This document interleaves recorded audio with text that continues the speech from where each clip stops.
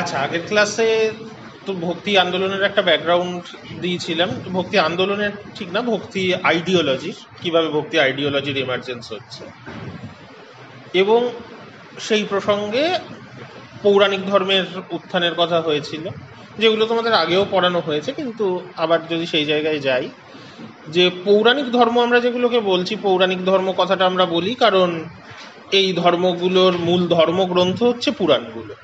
কিন্তু পুরাণগুলো যে সময় রচনা হয়েছে, মানে গুপ্ত যুগ বা গুপ্ত পরবর্তী যুগ, পুরাণগুলো রচনা হয়েছে মানে এখন আমরা যে পুরাণ টেক্সটগুলো পাই সেগুলো যে সময় কম্পোজড হয়েছে তার অনেক আগের থেকে এই ধর্মমতগুলোর উত্থান ঘটেছে, যেটা এখন বোঝা যায়। একটা সময় ধারণা ছিল যে পুরাণগুলো যখন রচিত হচ্ছে গুপ্ত যুগ থেকেই এই ধারণাগুলোর বিকাশ, কিন্তু বোথ আর্কিওলজিক্যাল এবং টেক্সচুয়াল এভিডেন্স দেখাচ্ছে যে অন্তত পোস্ট মৌর্য পিরিয়ড থেকে, কোনো কোনো সেক্টের ক্ষেত্রে পোস্ট মৌর্য পিরিয়ডের আগের থেকে এই ধর্মমতগুলো তৈরি হওয়া শুরু হয়েছে, এবং ধর্মমতগুলো তাদের বর্তমান ফর্মও পেয়েছে অন্তত পোস্ট মৌর্য পিরিয়ড থেকে।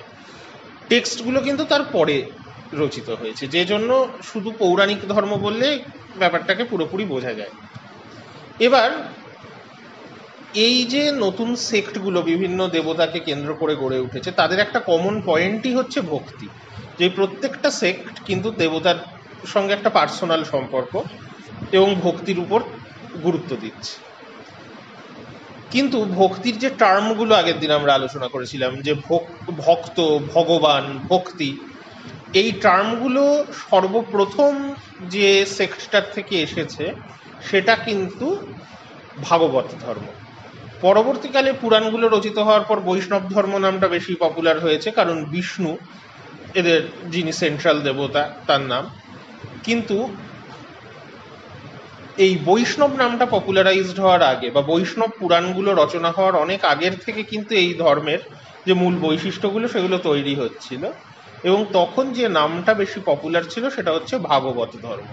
এই ভাগবত ধর্ম নামটাই এসছে ভগবত বা ভগবান শব্দটার থেকে, অর্থাৎ যার উপাসনা করা হচ্ছে তাকে ভগবান বলে উল্লেখ করা হচ্ছে বা ভগবত বলে উল্লেখ করা হচ্ছে। এবং এটা কার উপাসনা করা হচ্ছে? প্রাইমারিলি এই যে পার্সোনাল সম্পর্ক, তার একটা বড় কারণ হচ্ছে অনেক ধরনের রিলিজিয়াস ট্র্যাডিশন থেকে এটা এসে থাকতে পারে, আমরা আলোচনা করেছি। তার মধ্যে যেখানে পার্সোনাল সম্পর্ক তৈরি হওয়া সব থেকে স্বাভাবিক সেটা হচ্ছে অ্যানসেস্টার ওয়ার্শিপ বা পূর্বপুরুষদের উপাসনা। যে কে কোনো পরিবার বা কোনো গোষ্ঠী যখন তাদের পূর্বপুরুষদের উপাসনা করছে, অবশ্যই সেখানে একটা ভালোবাসার সম্পর্ক তার মধ্যে তৈরি হয়ে যাচ্ছে, যে তারা মনে করছেন তাদের পূর্বপুরুষরা তাদেরকে রক্ষা করবেন ইত্যাদি। এইবার ভাগবত ধর্ম বা বৈষ্ণব ধর্মের ইতিহাস আমরা আগেও যখন আলোচনা করেছি যে অনেকগুলো কাল্ট, তার মধ্যে বৈদিক এবং অবৈদিক নানা রকম ধর্মমতের সংমিশ্রণ ঘটেছে, দিয়ে পুরাণের যে বিষ্ণুর ধারণা সেই ধারণা তৈরি হয়েছে। তার মধ্যে কারণ বিষ্ণু বলে একজন বৈদিক দেবতাও আছেন, বৈদিক দেবতা মানে একদম ঋগ্বেদ থেকেই বিষ্ণু বলে একজন দেবতার উল্লেখ আছে, কিন্তু ঋগ্বেদের যে বিষ্ণু তার সঙ্গে ঋগ্বেদে কোনো পার্সোনাল ডিভোশনের সম্পর্ক নেই। ঋগ্বেদে বিষ্ণু খুব একটা মেজর কোনো দেবতাও নন। বিষ্ণু আদিত্যদের মধ্যে একজন। আদিত্যরা সবাই আমরা জানি যে সূর্যের বা আকাশের সঙ্গে সম্পর্কযুক্ত দেবতা, বিষ্ণুও সেরকম। এবং যারা মনে করেন যে 12 জন আদিত্য ইনিশিয়ালি সূর্যেরই নানা ভূমিকাকে রিপ্রেজেন্ট করতেন, পরে তাদের কেউ কেউ অন্য জিনিসের দেবতা হয়ে গেছেন, যেমন বরুণ বা ইন্দ্র, এদের সঙ্গে সূর্যের কানেকশন থাকেনি। আবার অনেকে সূর্য বলে যে একজন দেবতা তার মধ্যে এক হয়ে গেছেন, যেমন আগে ঋগ্বেদে সূর্য, বিবর্ষান, সবিত্রী এরা আলাদা আলাদা দেবতা ছিলেন, পরে এগুলো সবই একজনই সূর্য দেবতার মধ্যে এক হয়ে গেছেন। না, যম না, যমের নাম হচ্ছে বৈবস্বত, অর্থাৎ সূর্যের পুত্র সেই হিসাবে। তো বিবর্ষান সূর্যের নাম। তো বিবর্ষান, সবিত্রী, সূর্য, মিত্র, ঋগ্বেদে এরা আলাদা আলাদা দেবতা, কিন্তু পরবর্তীকালে এরা সবাই সূর্যের মধ্যে এক হয়ে গেছে। এমনকি মিত্র তো খুব প্রমিনেন্ট একজন সেপারেট দেবতা, যদি আমরা আবেস্তায় দেখি বা ঋগ্বেদে দেখি, কিন্তু পরবর্তীকালে এরা সবাই সূর্যের ফর্ম। সেই রকমই আবার ইন্দ্র, বরুণ এরা সূর্যের সঙ্গে সম্পর্কহীন আলাদা দেবতা হিসাবে স্বীকৃতি পেয়েছে। সেই রকমই বিষ্ণুকে আমরা দেখি ঋগ্বেদে সূর্যের যে ভূমিকাটা বিষ্ণু বিশেষ করে রিপ্রেজেন্ট করেন, সেটা হচ্ছে সূর্যকে দেখে সময় নির্ণয় করা হয়, দিন রাত্রির হিসাব করা হয়। তো সূর্য সময়েরও দেবতা, এবং বিষ্ণুকে সূর্যের এই রূপটার দেবতা হিসাবে সাধারণত দেখা হয়েছে। সেই জন্য ঋগ্বেদ থেকেই আমরা বিষ্ণুকে নিয়ে একটা কাহিনী পাচ্ছি যে বিষ্ণু 3টে পদক্ষেপে গোটা বিশ্বব্রহ্মাণ্ডকে অতিক্রম করছেন। কারণ সূর্যকে মোটামুটি 3টে পজিশনে সারাদিনে দেখা যায়, যে পূর্ব দিকে সূর্যোদয় হয়, আর মধ্যাহ্নে সূর্য একদম মাথার উপরে থাকে, আর সূর্যাস্তের সময় পশ্চিম দিকে থাকে। এই জার্নিটাকে বিষ্ণুর 3টে পদক্ষেপ হিসাবে দেখা হয়েছে। কিন্তু লেটার বেদিক পিরিয়ড থেকে আমরা দেখছি অলরেডি কিন্তু বিষ্ণুর প্রমিনেন্স বাড়ছে। লেটার বেদিক পিরিয়ডে যে একেশ্বরবাদী মতবাদগুলো তৈরি হচ্ছে, বিশেষ করে উপনিষদের সময় এসে, অনেক ক্ষেত্রে উপনিষদ একমাত্র যে ঈশ্বরের কথা বলছেন তাকে বলছেন ব্রহ্ম, নিরাকার একজন ঈশ্বর, তার কোনো সগুণ রূপ নেই। আমরা আগের দিন আলোচনা করছিলাম যে ভগবান কথাটার মানে হচ্ছে যার 6টা গুণ আছে, ভগ। তো এই কিন্তু ব্রহ্মের কোনো আলাদা গুণ নেই, ব্রহ্মের কোনো আকৃতি নেই। কিন্তু সব উপনিষদ নিরাকার ব্রহ্মের কথা বলছে না। অনেক উপনিষদ কিন্তু একেশ্বরবাদী, কিন্তু তারা ঈশ্বরের কিছু কিছু গুণ আছে এরকম একটা কনসেপ্টের দিকেও যাচ্ছে একটু পরের দিকের উপনিষদগুলো। তার মধ্যে একটা হচ্ছে কঠোপনিষদ, এবং কঠোপনিষদে কিন্তু ওই ঈশ্বরের যে পার্সোনাল নেম, যখন ঈশ্বরকে একজন সাকার দেবতা হিসাবে ভাবা হচ্ছে, তখন কঠোপনিষদ কিন্তু বিষ্ণুর নাম ব্যবহার করছে ঈশ্বরের নাম হিসাবে। যেমন শ্বেতাশ্বতর উপনিষদ শিবের নাম ব্যবহার করছে, বা রুদ্র, শিব এই নামগুলো ব্যবহার করছে। তো এই ধরনের একেশ্বরবাদী ধারণা তৈরি হচ্ছে, কিন্তু এগুলো ফিলোসফিক্যাল লেভেলে। বিষ্ণুকে ঘিরে কোনো আলাদা কাল্ট বা সেক্ট কিন্তু তৈরি হয়নি। কিন্তু অবৈদিক দেবতাদের মধ্যে অ্যানসেস্টার ওয়ার্শিপের চল ছিল। এইরকম 2টো কাল্টের কথা আমরা পাচ্ছি। একটা হচ্ছে বাসুদেব কৃষ্ণের কাল্ট। এই বাসুদেব কৃষ্ণের কাল্টের কথা যদি আমরা দেখি, এই বাসুদেব কৃষ্ণের উপাসকরাই কিন্তু নিজেদেরকে ভাগবত বলে উল্লেখ করতে শুরু করেছে। এবং তারা কারা? যে মহাভারত যদি আমরা দেখি, শুধু মহাভারত না, বৌদ্ধ জৈন পরম্পরাও বলছে যে যাদবদের মধ্যে একটা অংশ অন্ধক বৃষ্ণি, তা সেই গোষ্ঠীতে বাসুদেব কৃষ্ণ জন্মেছিলেন, এবং তাকে একজন দেবতা হিসাবে যখন উপাসনা করা হচ্ছে, কৃষ্ণ তার পার্সোনাল নাম।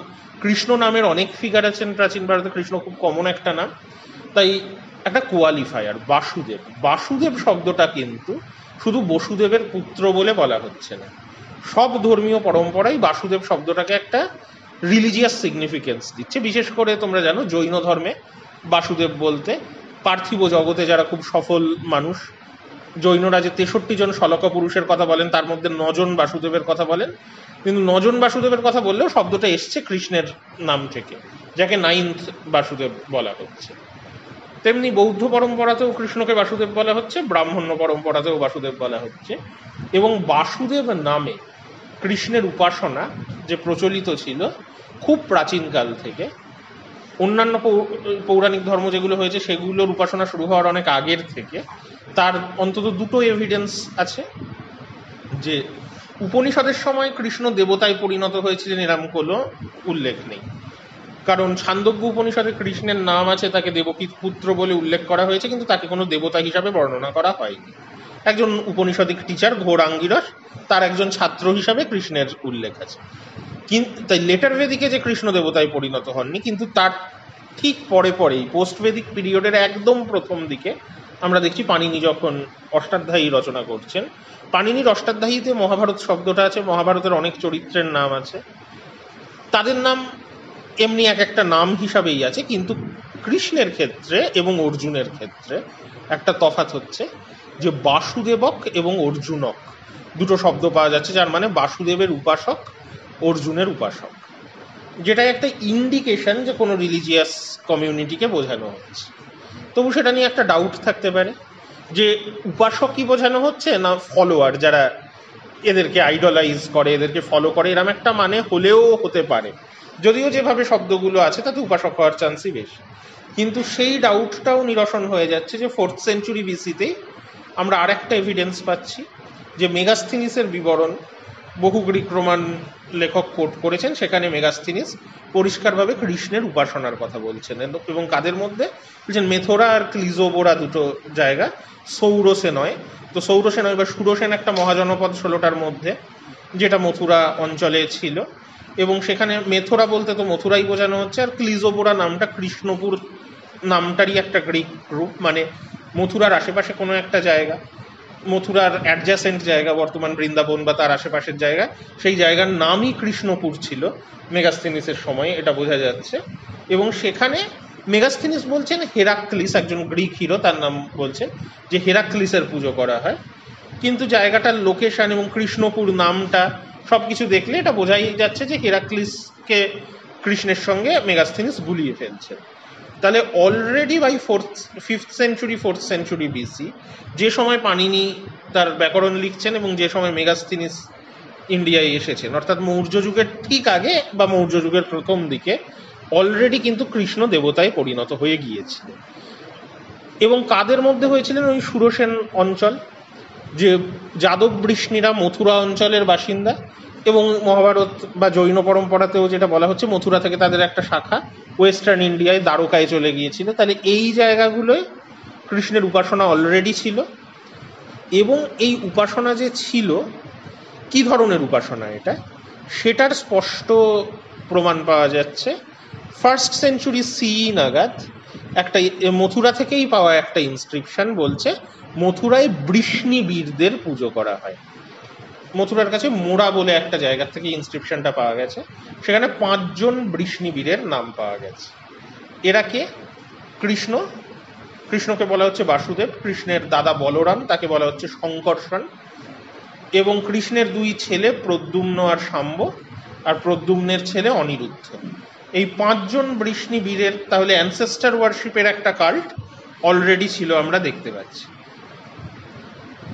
এই 5 জনের মধ্যে আবার খেয়াল করে দেখো যে মেগাস্থেনিসের বিবরণ বা পাণিনির ব্যাকরণে কিন্তু 5 জনের নাম নেই, শুধুমাত্র কৃষ্ণের কথা বলা হচ্ছে। আবার এই মথুরার ইনস্ক্রিপশনটা পাওয়ারও আগে 2nd century 1st century BC নাগাদ একজন ইন্দোগ্রিক রাজা অ্যাগাথোক্লিস, তার কয়েনে আমরা দেখছি বাসুদেব এবং শঙ্কর্ষণের প্রতিকৃতি আছে। অ্যাগাথোক্লিস একজন গ্রিক ডিসেন্টের রাজা, তিনি বৃষ্ণি নন। তাহলে অলরেডি ততদিনে কিন্তু আর কৃষ্ণের উপাসনা শুধু যাদব বৃষ্ণিদের মধ্যে সীমাবদ্ধ থাকেনি, সেখান থেকে ছড়িয়ে গেছে, পপুলারাইজড হয়ে যাচ্ছে। এবং সেখানে কিন্তু 5 জনের উপাসনা হচ্ছে না, অর্থাৎ বৃষ্ণিরা তাদের 5 জন পূর্বপুরুষের উপাসনা করতেন, কিন্তু তার মধ্যে বিশেষ করে জনপ্রিয়তা পাচ্ছে অন্যান্য জায়গায় কৃষ্ণ আর বলরামের উপাসনা বা শুধু কৃষ্ণের উপাসনা, যেটা আমরা এখনো দেখতে পারি যে কৃষ্ণ অনেক বেশি পপুলার ফিগার, বলরাম তুলনামূলকভাবে তারপরে পপুলার ফিগার, প্রদ্যুম্ন শাম্ব অনিরুদ্ধ এরা এমন কিছু পপুলার রিলিজিয়াস ফিগার নয়। সেটা কিন্তু অলরেডি পোস্ট মৌর্য পিরিয়ডেও ব্যাপারটা এরকমই ছিল, যে বৃষ্ণিরা নিজেদের হিরো হিসাবে 5 জনেরই উপাসনা করতেন, কিন্তু বৃষ্ণিদের এলাকার বাইরে পাণিনি পাঞ্জাবের, পাকিস্তানের মানে ওয়েস্টার্ন পাঞ্জাব বর্তমান পাকিস্তান শিয়ালকোট অঞ্চলের মানুষ, সেখানে, কিংবা যখন অ্যাগাথোক্লিস ওই নর্থ ওয়েস্টে শাসন করছেন, তাদের কাছে কিন্তু 5 জনের জনপ্রিয়তা নেই, হয় শুধু কৃষ্ণ অথবা কৃষ্ণ বলরাম, আরেকটা পসিবিলিটি পাণিনির থেকে আসছে কৃষ্ণ অর্জুন, এদের একসঙ্গে উপাসনা। তাহলে অর্জুন তো বৃষ্ণিদের কেউ নন, বৃষ্ণিদের কাল্টে অর্জুনের উপাসনা কোথার থেকে? এইখানে আর একটা ট্র্যাডিশনের কথা আসছে, সেটাও আমরা বৈদিক লিটারেচারেই আর একজন দেবতার উপাসনার কথা পাই।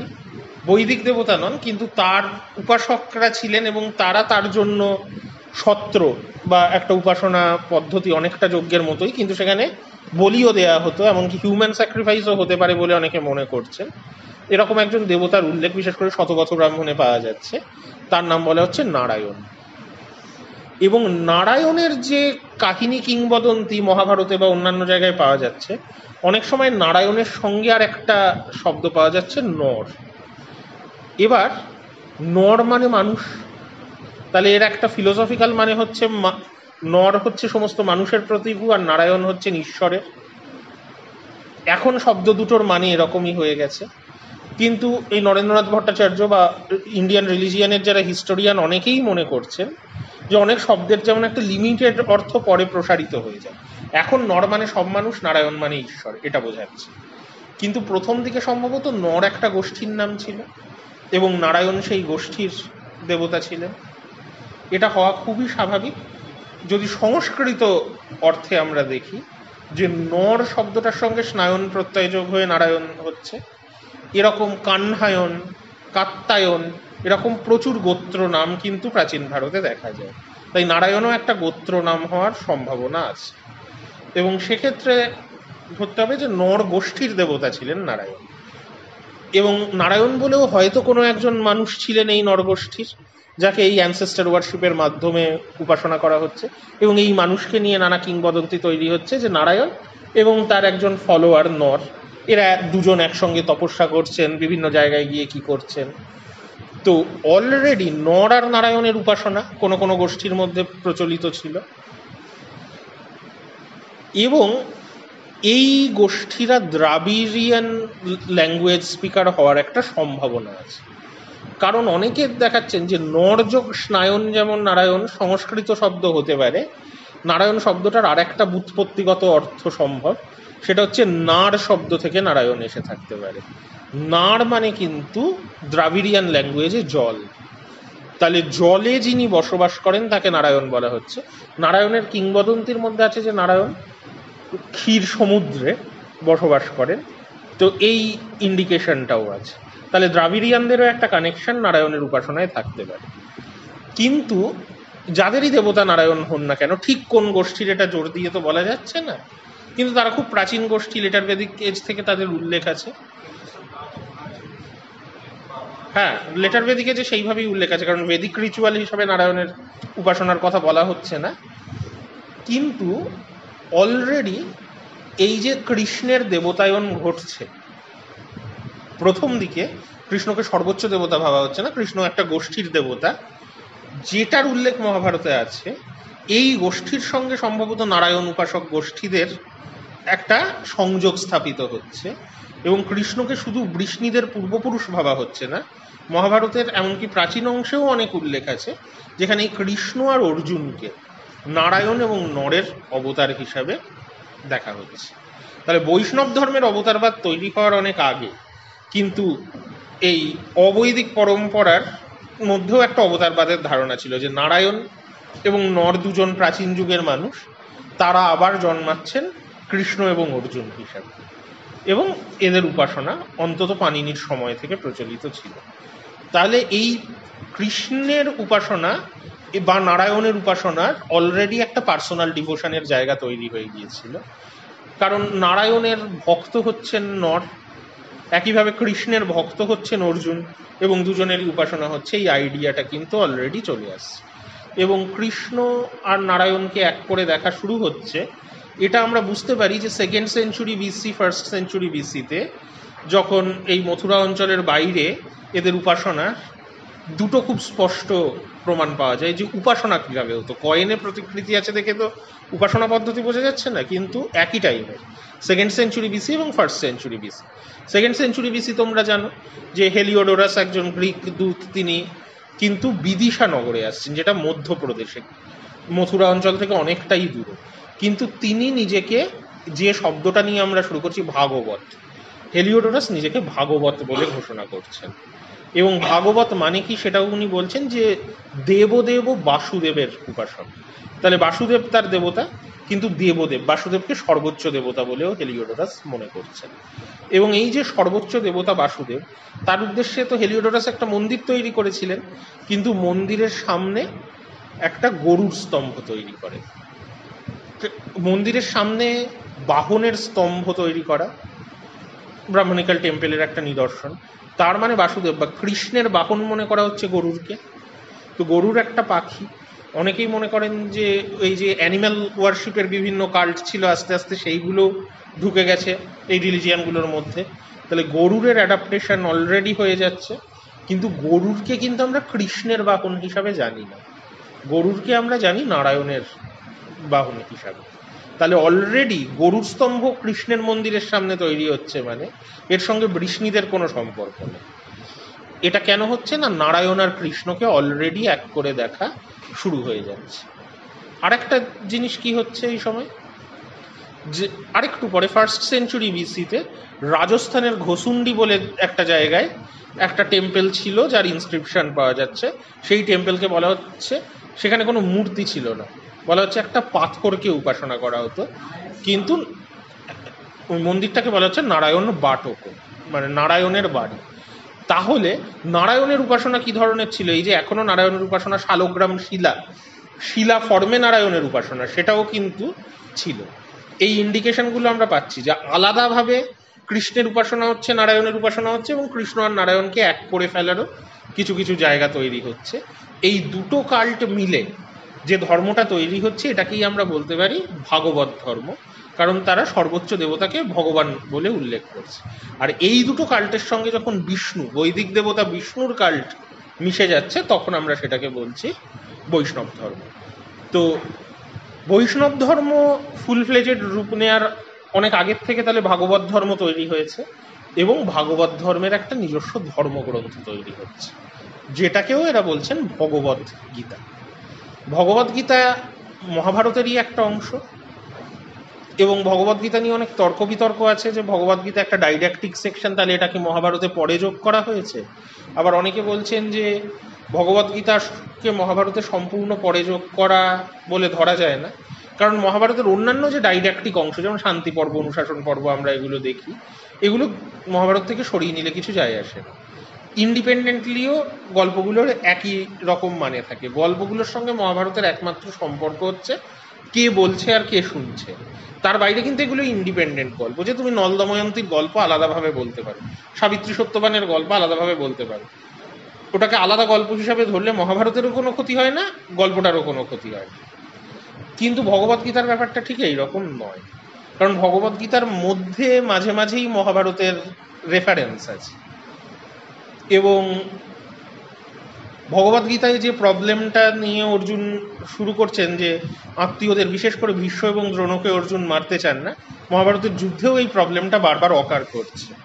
তো ভগবত গীতা কিন্তু মহাভারতের মেন কনটেক্সটের সঙ্গে সম্পর্কহীন এরকম নয়। প্লাস কেভিন ম্যাকগ্রা বলছেন যে মহাভারতের একদম প্রাচীন স্তর যদি আমরা মনে করি সূতদের রচনা, সূতরা সারথী এবং চারণ কবি ছিলেন, মৌখিক পরম্পরায় যাদের মাধ্যমে মহাভারত শুরু হয়েছিল।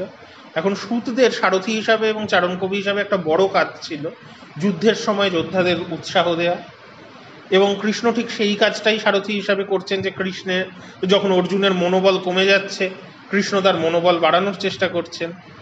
এরকম আরও অনেকগুলো নিদর্শন মহাভারতে আছে, যে সারথীরা যোদ্ধাদের সঙ্গে কনভারসেশনে যাচ্ছেন। উল্টোটাও আছে, যে শল্য যখন কর্ণের সারথী হচ্ছেন, শল্য ইচ্ছা করে কর্ণের মনোবল কমিয়ে দিতে চাইছেন। মধ্যে কথা, সূতদের যে এটা একটা ফাংশন, সেটা কিন্তু মহাভারতের প্রাচীন স্তর থেকে আছে। তাই কেউ কেউ বলছেন যে ভগবত গীতা পুরোটাই পরবর্তীকালে সংযোজিত। এর উল্টো দিকের ভিউ হচ্ছে ভগবত গীতা মহাভারত একদম প্রথম থেকে আছে, কারণ কৃষ্ণ মহাভারতের একজন ইন্টিগ্রাল ক্যারেক্টার এবং ভগবত গীতা কৃষ্ণের টিচিং। কিন্তু সেটাও মানা মুশকিল, কারণ ভগবত গীতার কোনো কোনো জায়গায় বৈষ্ণব ভক্তির একদম স্পষ্ট নিদর্শন। বৈষ্ণব ভক্তি ঠিক বলা উচিত না, বিষ্ণুর কথা ডিরেক্টলি বলা হয়নি, কিন্তু ভক্তিবাদের একটা নিদর্শন দেখা দিচ্ছে। সেটা ভক্তিবাদের উত্থানের আগে ব্যাপারটা হতে পারে না। এবং যদি আমরা ধরেও নিই ভক্তিবাদের উত্থান আরও আগের থেকে হচ্ছে, আমরা যা ভাবতাম তার তুলনায়, যেটা আলোচনা করছি, তাতেও মুশকিল হচ্ছে। ভগবত গীতায় দুটো পরস্পর বিরোধী বক্তব্য আছে। এমনিতে আগের ক্লাসে যেটা বলছিলাম, যে ভগবত গীতা একটা এমন ফিলোসফিক্যাল টেক্সট যেটা ব্রাহ্মণ্য ধর্মের বিভিন্ন উপাসনা পদ্ধতি, মোড অফ ওয়ারশিপকে এক জায়গায় আনার চেষ্টা করছে। ভগবত গীতা বৈদিক ক্রিয়াকাণ্ডের বিরোধিতা করে, কারণ ভগবত গীতা নিষ্কাম কর্মের কথা বলে। তোমরা জানো যে ভগবত গীতা বলে কর্ম মানে নিজের কর্তব্য করা, তার ফলে কি হবে, পার্থিব সম্পদ পাওয়া যাবে কিনা, স্বর্গে যাওয়া যাবে কিনা, এটা কর্মের উদ্দেশ্য হওয়া উচিত না। তাহলে ভগবত গীতা বৈদিক ক্রিয়াকাণ্ডের সমালোচনা করে। কিন্তু ভগবত গীতা ওই যে বৈদিক রিচুয়ালকেও তো বলা হতো কর্ম, এই কর্মের আইডিয়াটাকে ভগবত গীতা বাদ দিচ্ছে না। ভগবত গীতা কিন্তু কর্মযোগের কথা বলছে, এবং বলছে কর্মযোগের মাধ্যমে মুক্তি সম্ভব, শুধু বেদের জায়গাটাকে রিফর্ম করছে। আর এই জন্যই ভগবত গীতা কোনো প্রতিবাদী ধর্ম আন্দোলন নয়, যে বেদ থেকে বেরিয়ে যেতে বলছে না ভগবত গীতা বেদের ক্রিটিসিজম করেও। ভগবদ্গীতা বলছে কর্ম করতে হবে, কিন্তু কর্মের সেন্সটাকে এক্সপ্যান্ড করতে হবে। আগের ক্লাসে বলছিলাম কর্মের দুরকম অর্থ হয়। লিমিটেড সেন্সে কর্ম মানে হচ্ছে বেদিক রিচুয়াল, বৃহত্তর সেন্সে হচ্ছে নিজের সোশ্যাল রেসপন্সিবিলিটি পালন করা। ভগবদ্গীতা সেই জায়গাটার উপর জোর দিচ্ছে এবং বলছে বৈদিক ধর্মে কি রিফর্ম দরকার না, কেন বেদিক রিচুয়াল লোকে করে ডিজায়ার ড্রিভেন হয়ে, পার্থিব সম্পদ পাওয়ার জন্য, সেখান থেকে বৈদিক ধর্মকে বার করে আনতে চাইছে। কিন্তু কর্মযোগকে তাহলে ভগবদ্গীতা একটা স্বীকৃত মোড অফ ওয়ারশিপ মনে করছে। আবার ভগবদ্গীতা সাংখ্যযোগ বা জ্ঞান যোগের কথাও বলছে, যে জ্ঞান লাভের মাধ্যমে ব্রহ্মজ্ঞান লাভ করে ব্রহ্ম নির্বাণ বলে একটা শব্দ ভগবদ্গীতা ব্যবহার করছে, যে ব্রহ্মে নির্বাণ শব্দটা তোমরা জানো বুদ্ধিজমেও ব্যবহার হয়, কিন্তু ব্রহ্ম নির্বাণ আর নির্বাণ আলাদা। নির্বাণ মানে মুক্তি। বৌদ্ধরা বলে জাস্ট মুক্তি, কারণ বৌদ্ধদের কোনো ঈশ্বরের কনসেপ্ট নেই, কিন্তু ভগবদ্গীতা বেদান্ত এবং সাংখ্য থেকে কিছু কিছু কনসেপ্ট নিচ্ছে, এবং ঈশ্বরবাদ যে ভগবদ্গীতায় আসছে সেটা বেদান্ত থেকে আসছে, কারণ সাংখ্য ঈশ্বরবাদী নয়। তাই বেদান্তের ঈশ্বরের নাম ব্রহ্ম, ভগবদ্গীতা মুক্তি বলতে বলছে ব্রহ্মের সঙ্গে এক হয়ে যাওয়া, যেটাই উপনিষদ বলছিল। তাহলে কর্মযোগ জ্ঞানযোগ দুটোকেই ভগবদ্গীতা স্বীকার করছে, পাশাপাশি ভক্তিযোগের কথাও বলছে। তো এই ভক্তিযোগের কথা যেটা বলা হচ্ছে, ভক্তির যে আইডিওলজি, যে ঈশ্বরের কাছে সম্পূর্ণ আত্মসমর্পণ করা, এবং ঈশ্বরের কাছে আত্মসমর্পণ করলে ঈশ্বর ভক্তকে রক্ষা করবে। ভগবদ্গীতার বিশেষ করে 7 থেকে 12 নম্বর অধ্যায় এবং শেষ দিকের অধ্যায়গুলোর কোনো কোনো অংশে ভক্তির কথা পাওয়া যাচ্ছে। সেইখানে কৃষ্ণ অর্জুনকে বলছেন যে সর্বধর্মান পরিত্যাজ্য মামেকং শরণং ব্রজ অহং তা সর্বপাপেভ্য মোক্ষয়িষ্যামি মা শুচ, যে সব অন্য সমস্ত ধরনের ধর্মাচরণ বাদ দিয়ে তুমি জাস্ট আমার কাছে আশ্রয় নাও, তাহলেই আমি তোমাকে সব পাপ থেকে রক্ষা করব। এদিকে ভগবদ্গীতারই প্রথম দিকে বলা আছে নিষ্কাম কর্মের কথা, যে ফলের আশা না করলেও কর্ম করতেই হবে, কর্ম ত্যাগ করা যাবে না। দুটো জিনিসের মধ্যে একটা কন্ট্রাডিকশন আছে, যে জন্য অ্যাঞ্জেলিকা মালিনার বা এরকম অনেক স্কলাররা মনে করছেন যে গীতার মধ্যেও অন্তত 2 বা 3টে লেয়ার আছে। পুরনো লেয়ারটা সাংখ্য এবং বেদান্তের দর্শনকে ব্যবহার করে এবং কর্মযোগ আর জ্ঞানযোগের উপর গুরুত্ব দেয়, পরে একটা ভক্তির স্তর গীতায় সংযুক্ত হচ্ছে। কিন্তু এই ভক্তির স্তরটাও কিন্তু যথেষ্ট প্রাচীন, কারণ গীতার এই ভক্তির স্তরে কৃষ্ণ নিজেকে সর্বোচ্চ দেবতা বলে দাবি করছেন এবং সেই সর্বোচ্চ দেবতার নাম বাসুদেব বলে দাবি করছেন। কিন্তু তখনও কিন্তু বিষ্ণুর সঙ্গে কৃষ্ণকে এক করে দেখা হচ্ছে না। শুধু বিষ্ণুর উল্লেখ কি আছে, যে কৃষ্ণ এই ভক্তির প্রকাশ যেখানে ঘটছে সেখানে কৃষ্ণ নিজেকে সর্বোচ্চ দেবতা বলতে গিয়ে বলছেন জগতে সব কিছুর মধ্যে যেটা শ্রেষ্ঠ আমি সেটাই। এইটা বলতে গিয়ে বিষ্ণুর কথাও আছে যে আদিত্যদের মধ্যে আমি বিষ্ণু, কিন্তু তার মানে কিন্তু কৃষ্ণ আর বিষ্ণু এক এইভাবে বলা হচ্ছে না। কারণ যেমন উনি বলছেন যে আদিত্যদের মধ্যে আমি বিষ্ণু, তেমনই উনি বলছেন যে রুদ্রদের মধ্যে আমি শঙ্কর বা শিব, তেমনই বলছেন বৃষ্ণীদের মধ্যে আমি বাসুদেব, পাণ্ডবদের মধ্যে অর্জুন। অর্থাৎ যাদের যাদের উপাসনা বিভিন্ন কাল্টে হচ্ছে সব কটা জায়গায় কিন্তু কৃষ্ণ ক্লেম করছেন, স্পেসিফিক্যালি বিষ্ণুর সঙ্গে কানেকশন কিন্তু তখনও হয়নি।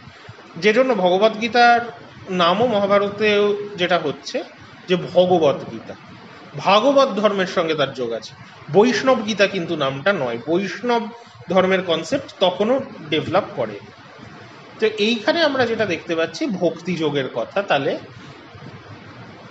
2টো লেয়ার আগে পরে হোক বা একই সঙ্গে হোক, মোদ্দা কথা যে ফিনিশড ভগবদ্গীতা আমরা পাচ্ছি, সেই ভগবদ্গীতা কি বলছে যে তাহলে ঈশ্বরের কাছে পৌঁছানোর নানা রকম উপায় আছে, তার মধ্যে কর্মযোগ আছে, জ্ঞান যোগ আছে, ভক্তি যোগও আছে।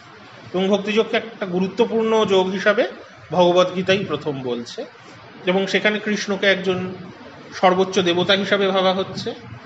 মনে করা হচ্ছে যে জগতে সব কিছুর মধ্যেই কৃষ্ণের অস্তিত্ব আছে।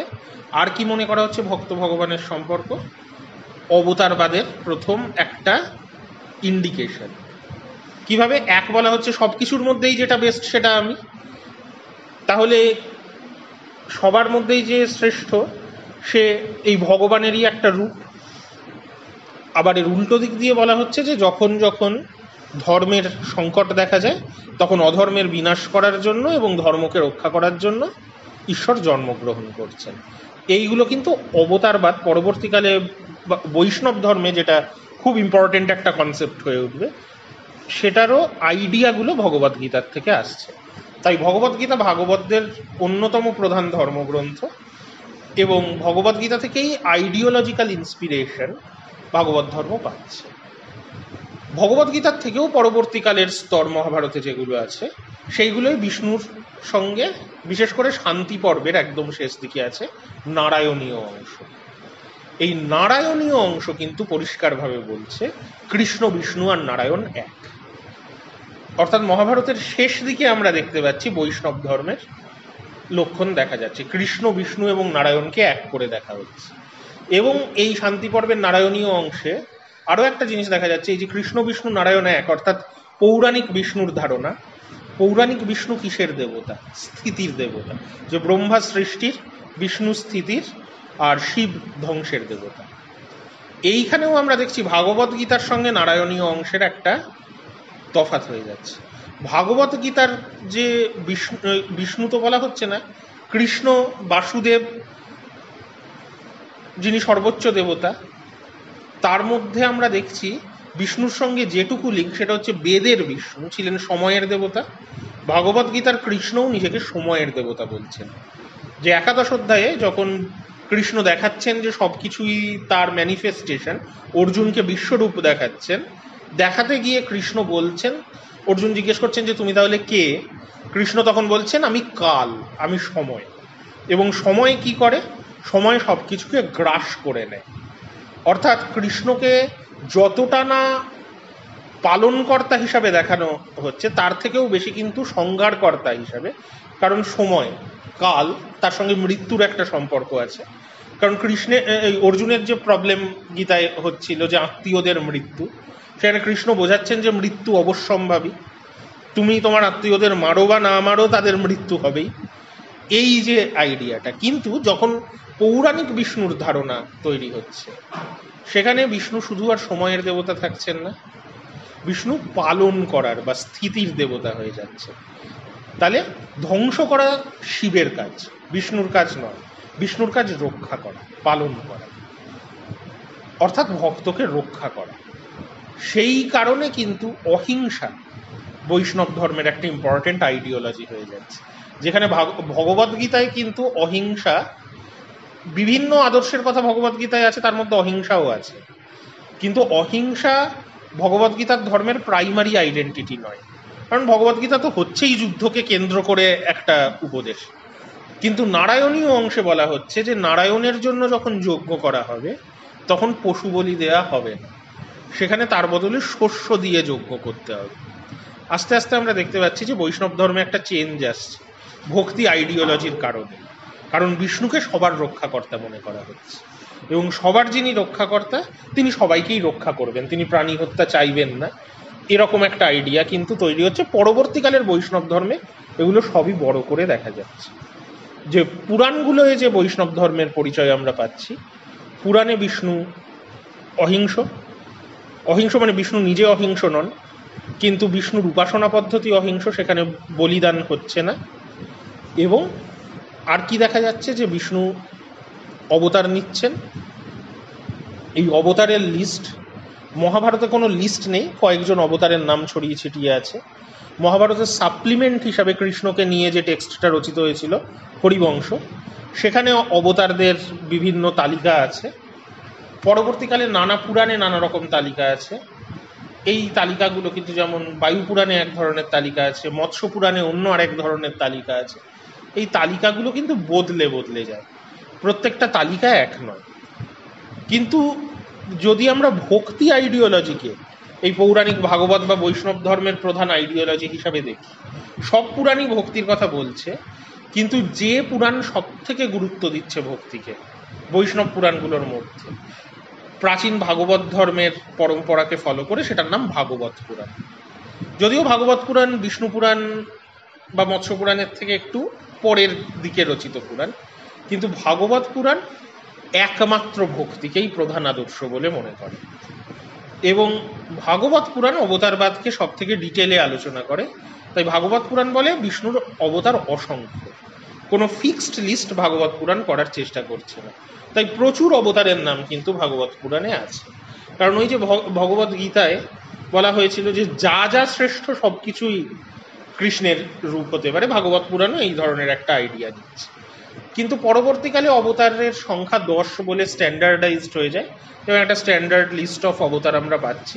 এটা কোনো পুরাণ থেকে, যে লিস্টটা সচরাচর স্ট্যান্ডার্ড লিস্ট হিসাবে প্রচলিত, সেটা কোনো পুরাণের লিস্ট নয়, সেটা হচ্ছে দ্বাদশ শতকের কবি জয়দেব গীতগোবিন্দ রচনা যখন করেন তার শুরুতে 10 জন অবতারের প্রশস্তি করেন এবং এটাই 10 অবতারের একটা স্ট্যান্ডার্ডাইজড লিস্ট হিসাবে বিখ্যাত হয়ে যায়।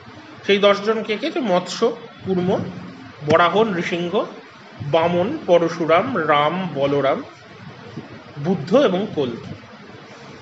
এই লিস্টটা কিভাবে তৈরি হলো? এরাই সব থেকে প্রমিনেন্ট অবতার। শুধু পুরাণের অনেক লিস্টে দেখা যায় যে এই লিস্টটার যেটা মেজর অমিশন, জয়দেব সব যাকে বাদ দিয়েছেন তিনি হচ্ছেন কৃষ্ণ। অথচ অবতারবাদের শুরু কৃষ্ণকে দিয়েই হচ্ছিল। তাই পুরাণের অনেক লিস্টেই কৃষ্ণকে অবতারদের মধ্যে ইনক্লুড করা হয়েছে। কোথাও বলরামের জায়গায় কৃষ্ণের নাম আছে, কোথাও বুদ্ধের বদলে কৃষ্ণের নাম আছে, আবার কোথাও অনেক নাম আছে, সেখানে হয়তো সবারই নাম আছে। তো জয়দেবের যে স্ট্যান্ডার্ডাইজ লিস্টটা, বা তাতে যদি আমরা মাইনর অদল বদল করি যে কৃষ্ণকে তার মধ্যে ইনক্লুড করা হলো বলরামের জায়গায়, এই লিস্টটা কিভাবে গড়ে উঠলো? যে দেখা যাচ্ছে তোমাদের এটা আর এই কোর্সে ডিটেলে আলোচনা করব না, কিন্তু যাদের যাদের ঘিরে পুরাণের কাল্ট গড়ে উঠেছিল, বিষ্ণু শিবের পাশাপাশি ব্রহ্মাও একজন।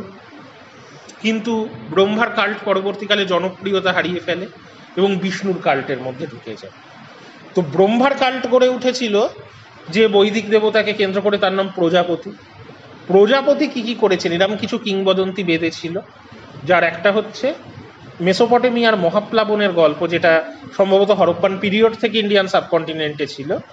শতপথ ব্রাহ্মণে এই গল্পটা বলা হয়েছে, যেখানে বলা হয়েছে প্রজাপতি যেহেতু সবার স্রষ্টা এবং রক্ষাকর্তা, লেটার বেদিক পিরিয়ডে আবার প্রজাপতিই রক্ষাকর্তা এবং স্রষ্টা, তাই প্রজাপতি একটা মাছের রূপ নিয়ে মহাপ্লাবন থেকে সৃষ্টিকে রক্ষা করেছিলেন। তো মহাভারতে এই গল্পটা যখন বলা হয়েছে, প্রজাপতির জায়গায় ব্রহ্মা মাছের রূপ নিয়ে সবাইকে রক্ষা করছেন বলা হলো। কিন্তু মৎস্য পুরাণে গিয়ে গল্পটা বদলে গেল এবং মৎস্য পুরাণে দেখা গেল যেটা ব্রহ্মার কাহিনী ছিল সেটা বিষ্ণুর কাহিনী হয়ে গেল। সিমিলারলি কূর্মকেও প্রজাপতির রূপ বলে কোনো কোনো বেদিক টেক্সটে বলা হয়েছে এবং পুরাণে তার থেকে একটা বৃহত্তর মিথোলজি এসছে যে একটা বিশাল আকৃতি কচ্ছপের পিঠে গোটা পৃথিবী রয়েছে। তো এই কচ্ছপ বা কূর্ম তিনিও প্রজাপতির রূপ, কারণ প্রজাপতিই বিশ্ব ব্রহ্মাণ্ডের স্রষ্টা, এই ধারণা ছিল। কিন্তু এই দুটো রূপ কিন্তু পরবর্তীকালে বিষ্ণুর অবতার হিসাবে ঢুকে গেছে। কিন্তু আগে তো এগুলো ব্রহ্মার কাল্ট ছিল। তাহলে যখন বিষ্ণুর অবতারবাদ প্রথম তৈরি হয় তখনও মৎস্যকূর্মকে বিষ্ণুর অবতার ধরা হয়নি।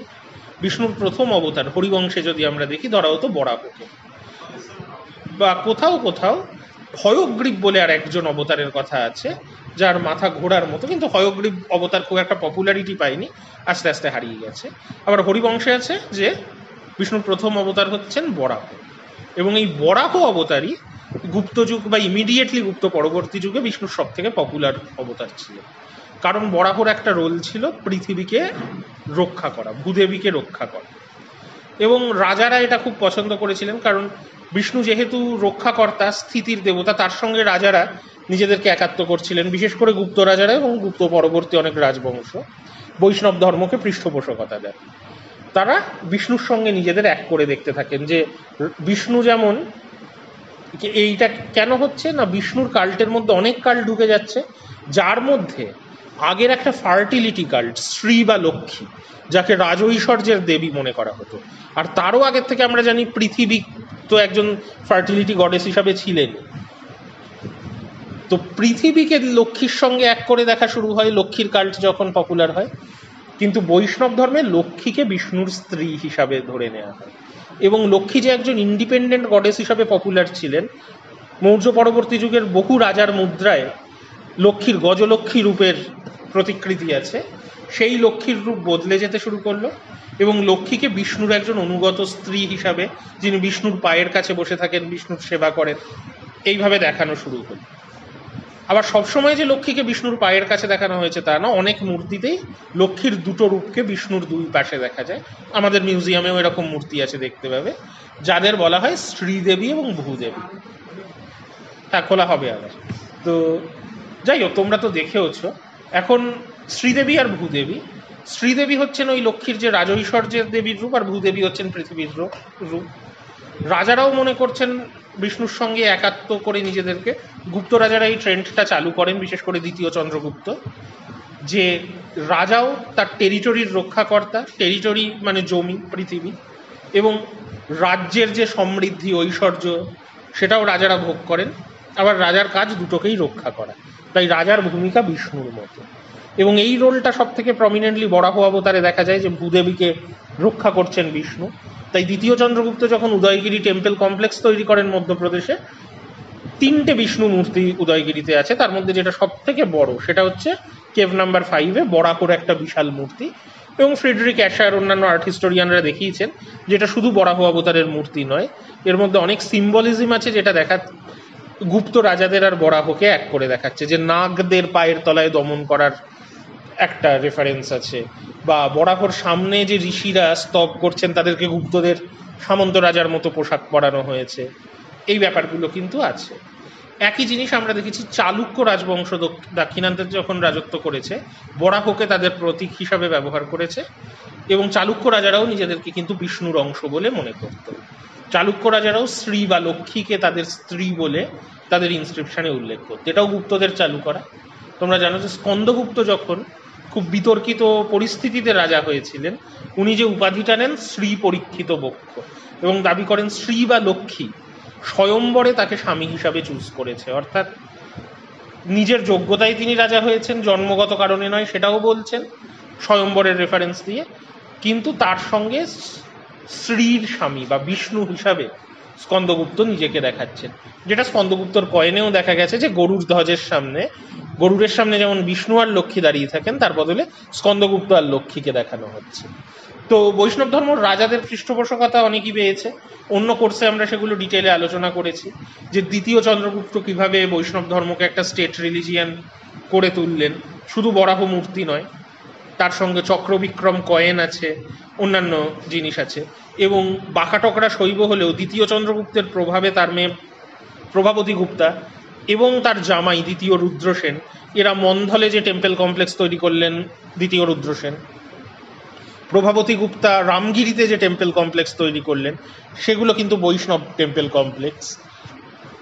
কিন্তু রাজাদের কথা এই কোর্সে আমরা ডিটেলে ডিসকাস করছি না, কারণ আমাদের এখানে ফোকাস হচ্ছে ভক্তি অ্যাজ অ্যান আইডিওলজি। তাহলে বরাহ রয়্যাল সিম্বল হিসাবে খুব পপুলার একটা সিম্বল। আর একজন পপুলার রয়্যাল সিম্বল হচ্ছেন রাম, কারণ রাম নিজে একজন রাজা। তো রামায়ণের যখন বৈষ্ণবায়ন ঘটছে, রামকে একজন আদর্শ ব্রাহ্মণ্য রাজা হিসাবে দেখানো হচ্ছে। এই সিম্বলটাও বৈষ্ণব রাজারা ব্যবহার করছেন। যে ওই গুপ্ত যুগেই দ্বিতীয় চন্দ্রগুপ্তের সময় বা তার একটু পরে কালিদাস যখন রঘুবংশ কাব্য রচনা করছেন, বাল্মীকি রামায়ণের উত্তরকাণ্ড সংযোজন হওয়ার পর এই প্রথম কোনো একটা টেক্সট রামকে বিষ্ণুর অবতার হিসাবে তুলে ধরছেন, প্লাস আদর্শ রাজা হিসাবে তুলে ধরছেন। তাহলে বরাহের জনপ্রিয়তা এবং বিষ্ণুর অবতার হিসাবে রামের জনপ্রিয়তা কিন্তু মেনলি রাজাদের কাছে। এরা পপুলার ছিলেন, বরাহ বিশেষ করে। রামের পপুলারিটি বেড়েছে আরও অনেক পরে, কিন্তু গুপ্তযুগ বা ইমিডিয়েটলি পোস্ট গুপ্ত যুগে বরাহ অনেক বেশি পপুলার। কিন্তু রামেরও পপুলারিটি বাড়ছে, তাকে নিয়েও অনেক সাহিত্য রচনা হচ্ছে, কিন্তু এরা মূলত রাজাদের কাছে পপুলার ছিল। আবার মৎস্যকূর্ম বললাম, বৈদিক কাহিনী, প্রজাপতির কাহিনী। আচ্ছা, বেদে বিষ্ণুর যে কাহিনী ছিল 3টে পদক্ষেপে পৃথিবী অতিক্রম করা, সেটা বামন অবতারের কাহিনী হিসাবে নতুন করে রচিত হচ্ছে পুরাণগুলোয়। যে বলি বলে একজন রাজার, যিনি স্বর্গ দখল করে নিচ্ছেন, তার হাত থেকে স্বর্গ নিয়ে আবার দেবতাদের ফেরত দেওয়ার জন্য বামন রূপ নিয়ে একটা ছদ্মবেশ নিয়ে বিষ্ণু বলির কাছে যাচ্ছেন, বলি যখন একটা যজ্ঞ করছেন এবং বলছেন যে আমাকে 3 পা জমি দাও, বলি সেটা রাজি হচ্ছেন, তখন বিষ্ণু তার যে কসমিক ফর্ম সেটা নিচ্ছেন এবং 1 পায়ে স্বর্গ আর 1 পায়ে পৃথিবী অধিকার করে নিয়ে 3rd পাটা বলির মাথায় রেখে বলিকে পাতালে পাঠিয়ে দিচ্ছেন এবং অসুরদেরকে বলছেন পাতালে রাজত্ব করো, স্বর্গ দেবতাদের আর মর্ত মানুষদের দেওয়া হচ্ছে। এরকম একটা গল্প অন্যভাবে। তো বিষ্ণুর 3টে পদক্ষেপের বেদে যে সিম্বলিজম ছিল সেটা বদলে যাচ্ছে, কিন্তু যেটা ইম্পর্টেন্ট সেটা হচ্ছে ভক্তি। এই অবতারগুলোদের ধারণার সঙ্গে ভক্তির ডাইরেক্ট কোনো সম্পর্ক নেই। একইভাবে আমরা দেখছি যে রামায়ণ মহাভারতের যখন ব্রাহ্মণায়ন ঘটানো হচ্ছে, রাম এবং কৃষ্ণকে বিষ্ণুর সঙ্গে এক করা হচ্ছে, যারা করছেন বিশেষ করে মহাভারত, VS সুক্তাঙ্কার, RP গোল্ডম্যান, এরা বলছেন এখানে ভার্গব গোষ্ঠী ও ব্রাহ্মণদের একটা বড় প্রভাব আছে। এই জিনিসটাও পোস্ট মৌর্য পিরিয়ডে ঘটছে এবং সেখানে একজন নতুন চরিত্র, নতুন হিরোর অবতারণা হচ্ছে পরশুরাম। তো পরশুরাম একজন ভার্গব ব্রাহ্মণ, কিন্তু পরশুরামের রোলও মূলত ব্রাহ্মণ্য আদর্শ প্রচার করা, যে ক্ষত্রিয়রা যদি ব্রাহ্মণদেরকে না মানে তাহলে ব্রাহ্মণরা ক্ষত্রিয়দের হত্যা করতে পারে। এবং পোস্ট মৌর্য পিরিয়ড থেকে পরশুরামের উল্লেখ পাওয়া যাচ্ছে যে শক রাজা নহপানের জামাই উসাবদাত বা ঋষভ দত্তের একটা ইনস্ক্রিপশন আছে নাসিকে, যেখানে প্রথম পরশুরামের উল্লেখ আছে টেক্সটের বাইরে। তাহলে এটাও পোস্ট মৌর্য পিরিয়ডে পরশুরামের ক্যারেক্টার তৈরি হয়ে যাচ্ছে। কিন্তু এই ক্যারেক্টারগুলো একটাও ঠিক ভক্তি কেন্দ্রিক ক্যারেক্টার নয়। ভক্তি গড়ে উঠছে দুজনকে ঘিরে। একজন অবশ্যই কৃষ্ণ, কৃষ্ণকে ঘিরেই মেনলি ভক্তি মুভমেন্ট ফ্লারিশ করছে, কারণ একদম ভাগবত ধর্ম থেকে শুরু করে কৃষ্ণই একজন পার্সোনালাইজড গড। এবং মহাভারতের কৃষ্ণ বাসুদেব কৃষ্ণের সঙ্গে এক হয়ে যাচ্ছে পশুপালকদের মধ্যে জনপ্রিয় গোপাল কৃষ্ণের ধারণা, যিনিও একজন পার্সোনাল গড এবং যার মধ্যে ওই সাউথ ইন্ডিয়ায় বলেছিলাম সঙ্গম পিরিয়ড থেকে পশুপালকদের দেবতা মায়ন, তারও একটা প্রভাব হয়তো আছে। তাহলে ভক্তি কিন্তু ফ্লারিশ করছে মেনলি কৃষ্ণকে কেন্দ্র করে। আর ভক্তির আইডিওলজি তুলে ধরার জন্য আর একজন অবতারের ধারণা 10 অবতারের মধ্যেই আছে, যার নাম নৃসিংহ। যে নৃসিংহ অবতারে এই যে ভক্তি আইডিওলজি আগের দিন বলছিলাম যে ভক্তির একটা লক্ষ্য হচ্ছে শুধু এটা ব্রাহ্মণদের মধ্যে সীমাবদ্ধ নয়, সবাই ভক্তির মাধ্যমে মুক্তি লাভ করতে পারে। এই আইডিওলজির গল্প হচ্ছে নৃসিংহ অবতারের গল্প, যেখানে দেখানো হচ্ছে দেবতাদের সঙ্গে অসুরদের শত্রুতা এবং বিষ্ণু তো মূলত অসুরদের হত্যা করেন পৌরাণিক কাহিনীতে, কিন্তু নৃসিংহ অবতারের গল্পে দেখানো হচ্ছে প্রহ্লাদ বলে একজন অসুর, তিনি বিষ্ণুর ভক্ত এবং বিষ্ণু তাকে বারবার রক্ষা করছেন। এই জিনিসগুলো। এবং লাস্ট যেটা বলার সেটা হচ্ছে মিলেনারিয়ানিজমের ধারণা ভক্তির সঙ্গে মিশে যাচ্ছে। মিলেনারিয়ানিজমের ধারণা মূলত ছিল ইহুদি ধর্মে এবং খ্রিস্ট ধর্মে, যে বিশেষ করে খ্রিস্টান ধর্মে মনে করা হতো যে যীশু খ্রিস্টকে ক্রুশবিদ্ধ করা হলো, কিন্তু যীশু তো মারা গেলেন না, 3 দিন বাদে ফিরে এলেন, তারপর তিনি কোথায় চলে গেলেন, যীশু খ্রিস্টের কি হলো? যে খ্রিস্টানরা মনে করছেন যে যীশু স্বর্গে আছেন, যেহেতু যীশু ঈশ্বরেরই একজন রূপ, কিন্তু যীশু ফিরে আসবেন। কবে ফিরে আসবেন? সবাইকে উদ্ধার করতে ফিরে আসবেন। কবে ফিরে আসবেন এটা অ্যাকচুয়ালি বাইবেলে বলা নেই, কিন্তু খ্রিস্টান যাজকরা এক সময় প্রচার করেছিল 1000 বছর বাদে ফিরে আসবেন। এইখান থেকে এই আইডিওলজির নাম হয়েছিল মিলেনারিয়ানিজম, যে একটা মিলেনিয়াম, 1000 বছর পর একজন এসে সবাইকে রক্ষা করবেন, পৃথিবী ধ্বংস হবে এবং তিনি সবাইকে রক্ষা করবেন। এটা তারপর যখন 1000 খ্রিস্টাব্দ হলো, যাজকরা খুব অপেক্ষা করলেন, কিন্তু পৃথিবীও ধ্বংস হলো না এবং সবার রক্ষাও হলো না, তখন আর কোনো ডেফিনিট টাইম পিরিয়ড নেই, কিন্তু টার্মটা থেকে গেছে মিলেনারিয়ানিজম। তো মৌর্য পরবর্তী যুগে আমরা জানি যে এটা লং ডিস্টেন্স মেরিটাইম ট্রেডেরও সময়, বিভিন্ন ধর্মের মতবাদের একটা আদান প্রদান হয়েছে। তো ভারতীয় অনেক ধর্মেও কিন্তু মিলেনারিয়ানিজম ঢুকে গেছে, যেমন বৌদ্ধ ধর্মে মৈত্রেয়র ধারণা এসছে, তেমনি বৈষ্ণব ধর্মে একটা মিলেনারিয়ান ফিগার আছে কল্কি। কারণ বিষ্ণু আফটারঅল সবার রক্ষাকর্তা, তাহলে বিষ্ণুকে তো সবাইকে রক্ষা করতে হবে। তাই বলা হচ্ছে যে পুরাণ বিশেষ করে যখন রচিত হচ্ছে, পুরাণ বলছে এটা কলিযুগ, সব থেকে খারাপ সময়, ব্রাহ্মণ্য ধর্মের নিয়ম নীতি মানা হচ্ছে না। এখান থেকে বিষ্ণুই বা কৃষ্ণই ভগবদ্গীতায় বলে গেছেন যখন ধর্মের সংকট হবে তখন আমি আসব এবং রক্ষা করব, তাহলে করছেন না কেন? এটা তো একটা ফান্ডামেন্টাল প্রশ্ন ব্রাহ্মণরা তার সামনে পড়ছে। তাই বৈষ্ণব মতবাদ বলছে যে না, বিষ্ণু অবশ্যই জন্ম নেবেন এবং সবাইকে রক্ষা করবেন। যারা পাপ করছে মানে বৈদিক ধর্ম ফলো করছে না, তাদেরকে হত্যা করবেন, এবং যারা ধার্মিক তাদের আবার প্রতিষ্ঠা করবেন, দিয়ে সত্যযুগ আসবে, কলিযুগ শেষ হবে, সত্যযুগ আসবে। কিন্তু বলা হচ্ছে এক্ষুনি কেন আসছেন না, কারণ এটা তো সবকিছুর তো একটা নিয়ম আছে। কলিযুগের শেষে এটা হবে, কলিযুগের মাঝখানে এসে এটা করলে তো হবে। কলিযুগের শেষ কখন হবে? যখন পাপ একদম চরমে পৌঁছবে। এবং এই মতবাদ, এই মিলেনারিয়ান মতবাদকে কাজে লাগিয়েই আমরা দেখছি যে বুদ্ধকে প্রথম অবতার বলে গ্রহণ করার চেষ্টা হচ্ছে। বুদ্ধকে বিষ্ণুর অবতার মনে করা হচ্ছে মানে এটা নয় যে বৌদ্ধ ধর্মকে মেনে নিচ্ছেন পৌরাণিক বৈষ্ণবরা। তারা বলছেন যে এই মিলেনারিয়ানিজমের সমস্যা হচ্ছে পাপ চরমে না পৌঁছলে বিষ্ণু কল্কি হয়ে জন্মাতে পারবেন না। এদিকে পাপ চরমে পৌঁছচ্ছে না, কলিযুগ খুব খারাপ, কিন্তু কিছু ধার্মিক লোক সবসময় থেকে যাচ্ছে। তো বিষ্ণুরও প্রবলেম হচ্ছে যে এত পাপ, আমি কিছু করতে পারছি না। তাই বিষ্ণুও ভাবছেন যে কলিযুগের শেষটা তাড়াতাড়ি আসা দরকার। তার জন্য বিষ্ণু বুদ্ধ হিসাবে আগে জন্মাচ্ছেন, মানুষকে বৈদিক ধর্মের পথ থেকে বিভ্রান্ত করছেন যাতে তারা বৈদিক ধর্ম থেকে সরে যান, তাহলে কলিযুগ তাড়াতাড়ি আসবে। এবং যখন কলিযুগের শেষ তাড়াতাড়ি আসবে তখন বিষ্ণুই আবার কল্কি হিসাবে জন্মাবে। তাই বুদ্ধকে বিষ্ণুর অবতার মনে করা হচ্ছে। কিন্তু খেয়াল করে দেখো, এটা জাস্ট টেকনিক্যালি বললে হয় না যে অবতারের লিস্টে বুদ্ধের নাম আছে। ব্রাহ্মণ্য ধর্মে বুদ্ধকে ঘিরে কোনো কাল্ট তৈরি হয়নি, বুদ্ধের কোনো মন্দির তৈরি হয়নি, বুদ্ধের আলাদা করে উপাসনা হচ্ছে। দশাবতার প্যানেলে কোথাও কোথাও বুদ্ধের প্রতিকৃতি থাকলেও থাকতে পারে, তাও বেশিরভাগ জায়গায় বুদ্ধের মূর্তি থাকে না। যেমন জগন্নাথ মন্দিরে দশাবতার প্যানেল আছে, তার সঙ্গে জয়দেবের গীত গোবিন্দের যে দশাবতার স্তোত্র সেটা আছে, তো বুদ্ধের নামে স্তব আছে, কিন্তু বুদ্ধের জায়গায় জগন্নাথের মূর্তি বসানো আছে। তো ব্রাহ্মণ্য ধর্ম কিন্তু বুদ্ধকে অবতার হিসাবে স্বীকার করলেও বুদ্ধকে কোনো পজিটিভ অবতার মনে করে।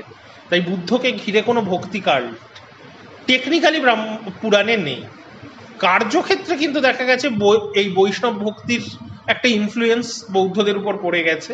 এবং আমরা পাল রাজাদের ইনস্ক্রিপশনে দেখি যে বুদ্ধের প্রীতির জন্য তারা গঙ্গা স্নান করছেন, ব্রাহ্মণদের জমি দিচ্ছেন, তো একটা অ্যামালগামেশন হয়ে গেছে। কিন্তু টেকনিক্যালি স্ক্রিপচারালি পুরাণ এরম কিছু বলে। এই হচ্ছে মোটামুটি বৈষ্ণব ভাগবত ধর্মতে ভক্তি আইডিওলজি প্রথম কিভাবে শেপ নিচ্ছিল, এইটার আমরা আলোচনা করলাম। পরে আমরা দেখব যে এর মধ্যে বললাম বিশেষ করে কৃষ্ণকে কেন্দ্র করেই ভক্তি কাল্ট করে উঠছে। দক্ষিণ ভারতে কি করে আলোয়ার ভক্তি মুভমেন্ট তৈরি হচ্ছে সেটাকে কেন্দ্র করে, সেটাই আমরা পরে আসব। আজকে এখানে শেষ। পরের ক্লাসে শৈব আর শাক্তদের মধ্যেও ভক্তি কিভাবে ডেভেলপ করেছে সেইটা একটু আমি আলোচনা করব।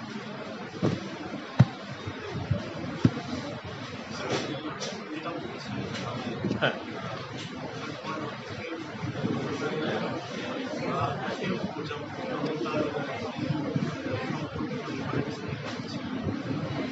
মানে বরাহের মতো একটা ক্যারেক্টার বেদে আছে, কিন্তু তাকে বরাহ বলে ডাইরেক্টলি তো ওইভাবে উল্লেখ করা হয়নি। তো হ্যাঁ, রেফারেন্সগুলো একটু দাও। স্যার আমার একটা জিনিস জানার ছিল, বলবো? হ্যাঁ, ওই কথা দেখে নিই।